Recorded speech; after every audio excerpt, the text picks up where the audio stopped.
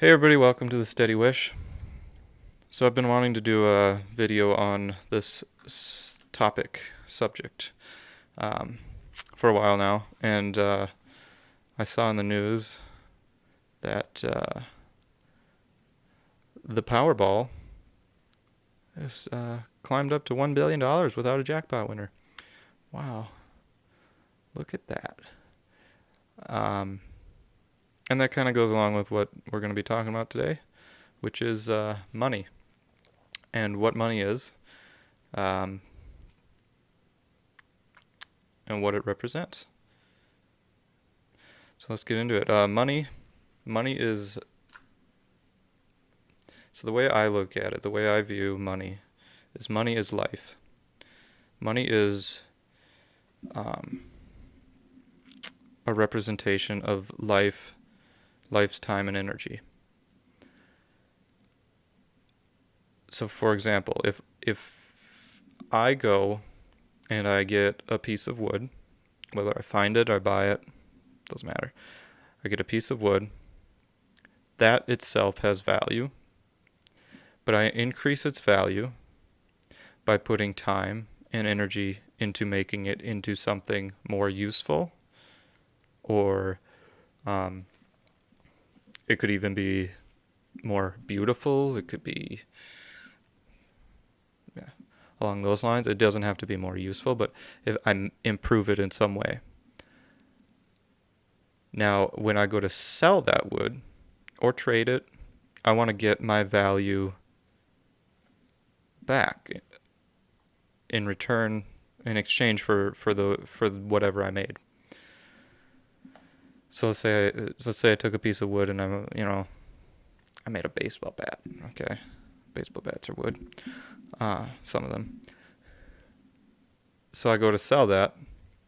I want to get the value of the wood, and I want to get the value of my time and energy that I spent making that piece of wood into a baseball bat.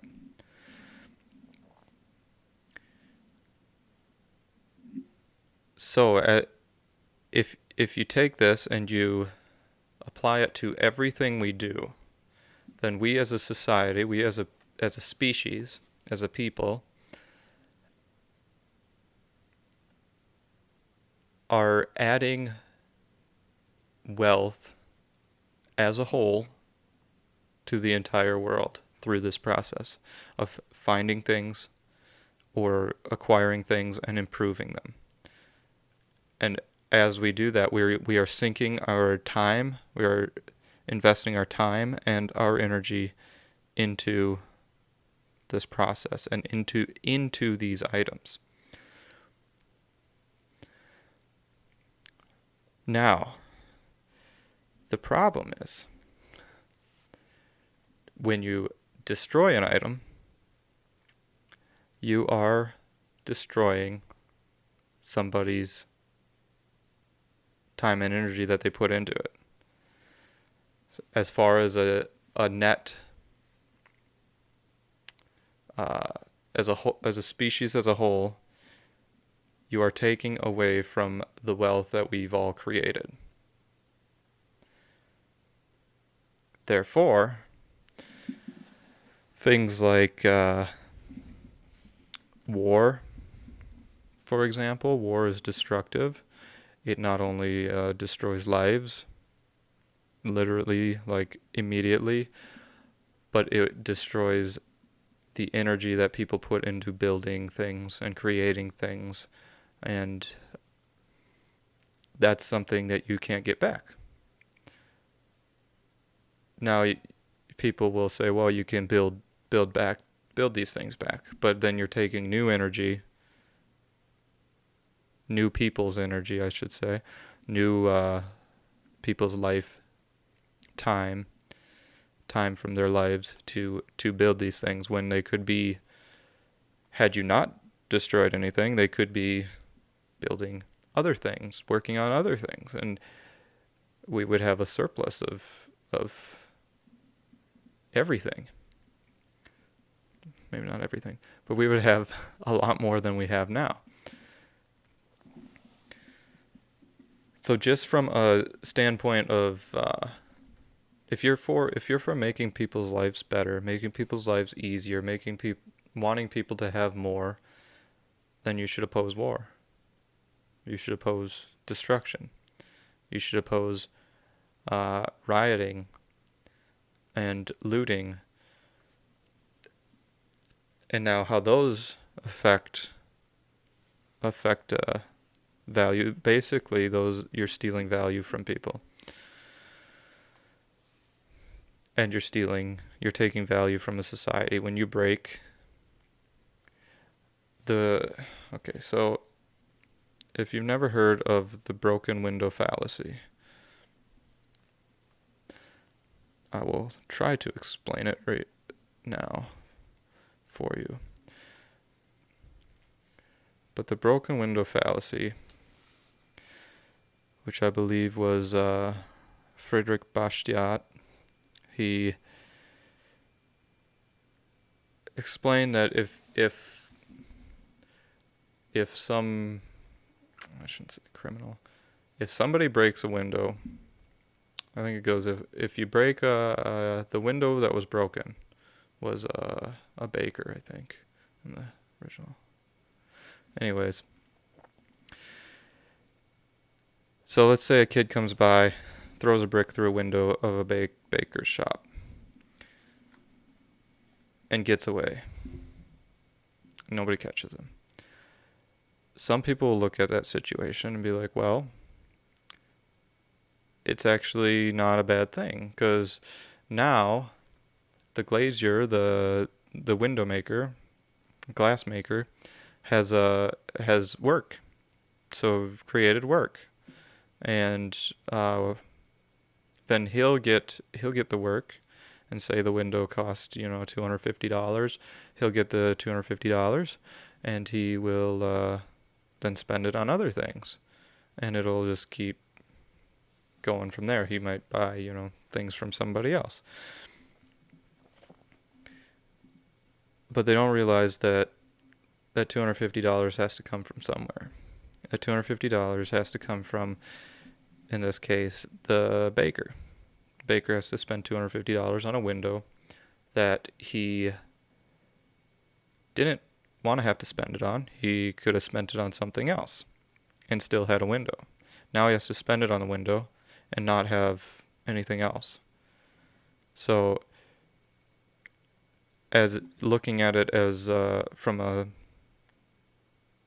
zooming out and looking at the society as a whole, the society lost value, some of its wealth.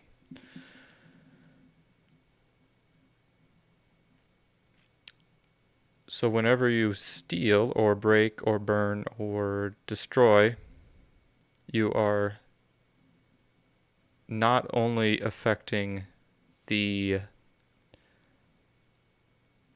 individual that is directly attacked, I suppose, in this case, but you're affecting the community, the society that they live in, because they will all have less. Now you get the argument that well, insurance or the government can pay for it. Well, that money comes from somewhere, and that somewhere is from people and their time and energy, which could be spent on something else had it not been needed for repairs. Taking this a step further, so we've established the destruction of property is also destruction of one's life and energy, time and energy. You can just say life. Life, whether doesn't matter what form it's in, whether it's in money, whether it's in, products, whether it's in a building, whether it's Doesn't matter what form it is in. Now, destruction of the value of a currency is the same. If a government practices or participates in inflationary practices, such as the printing of money, it devalues currency. Now, if I wanted to save up money, and I spent all my life saving up money for retirement, what am I saving up? I'm saving up a stand-in for time and energy. So that is, I had to sacrifice time and energy to get that money. I had to spend time and energy to get that money. Now, when a government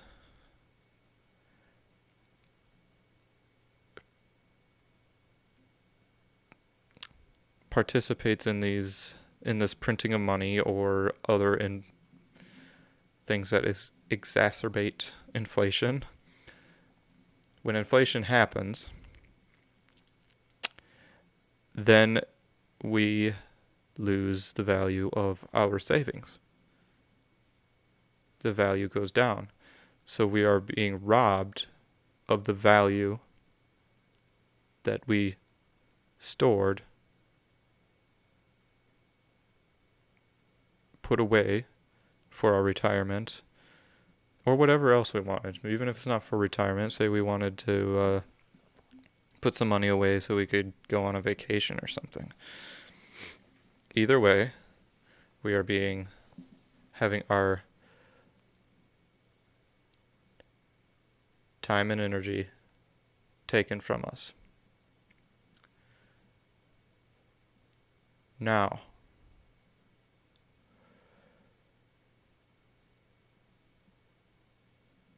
where does it go?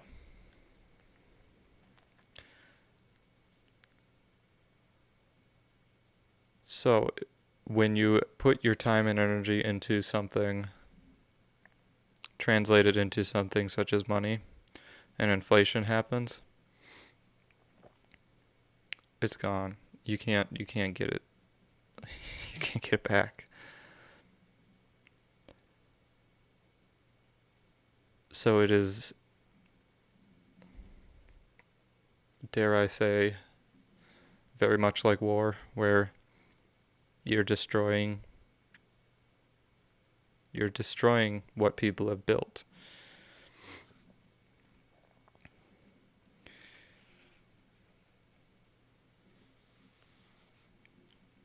Now, what about debt? So debt is, well, let's just simplify this. I have an apple, and you want the apple. You don't have any money. So I say, well, you can owe me. All right, I give you the apple. Say it's just for an even number. We'll just say $5. I know that's probably a lot for an apple, but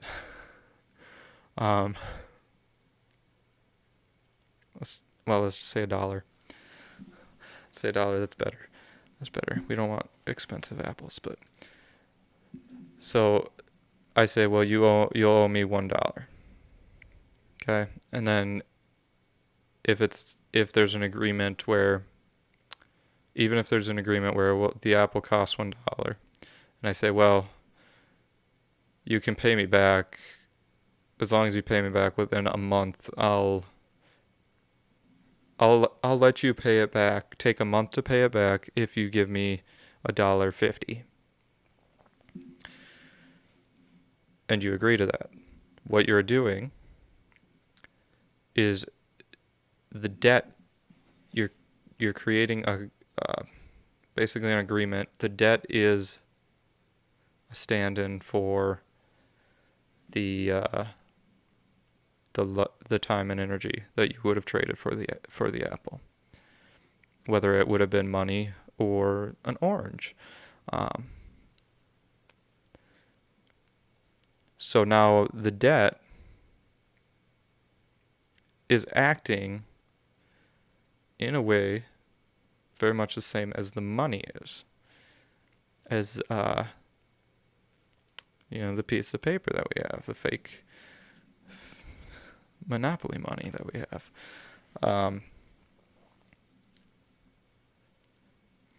So when you erase debt, when you forgive it, whatever process you use to forgive it, you are eliminating time and energy.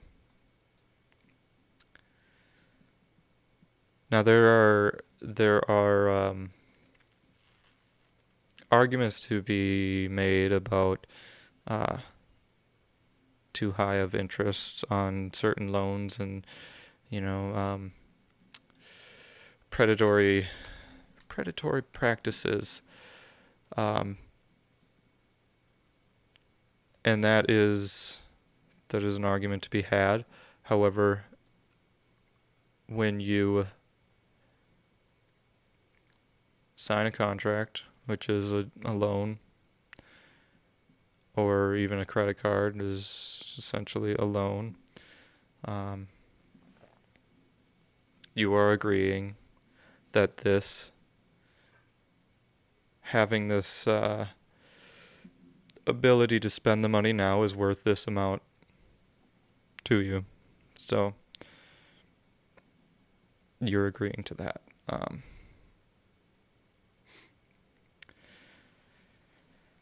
So that's something that's just the way I see money. I hope that you see money and value and how we create value and wealth the same way. Because I think if we look at it this way, it's a lot easier to see the problems that we're facing, that we have faced, and see the solutions. And it's a lot easier for us to aim at building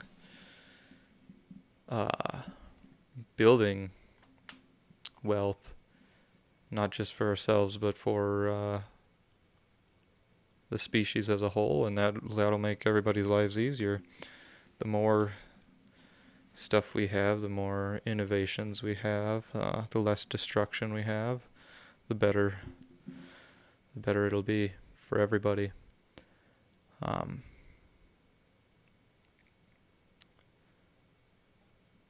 So leave it at that. Thanks for watching. If you like this video, watch it again. Subscribe. If you have any comments or other points of view, comment and let me know. I want to hear different views. Challenge me. I like it. All right. See you next time.